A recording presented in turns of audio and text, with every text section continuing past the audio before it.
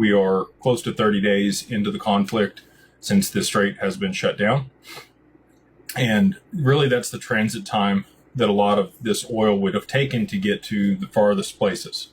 So now no more of that oil is coming in. Now is when I think you're really going to start to see the effects of that take place.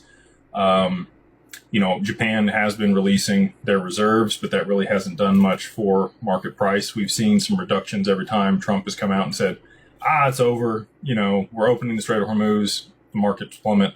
And then inevitably Iran or us come back out and say, never mind, just kidding, strait's closed.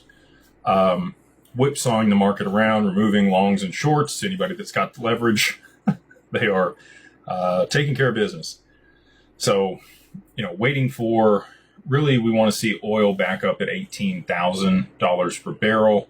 I thought in the beginning that it might only take 12.5, 1,400, somewhere in there, for Japan to have to move. But with the strategic reserve that they have, I think they're able to kind of quell that a little bit, at least for their local economy, and hold off inflation. But now that we've seen, what would have been the new shipments landing there, no longer landing there, and the longer that this drags out, it's going to have to cause an issue. I think the damage has already been done. Like I've said, there's already a huge disruption in the supply chain. Even if they open the strait tomorrow, it's going to be at least 30 days before that oil starts moving back through there. They're going to uncap wells and start production again.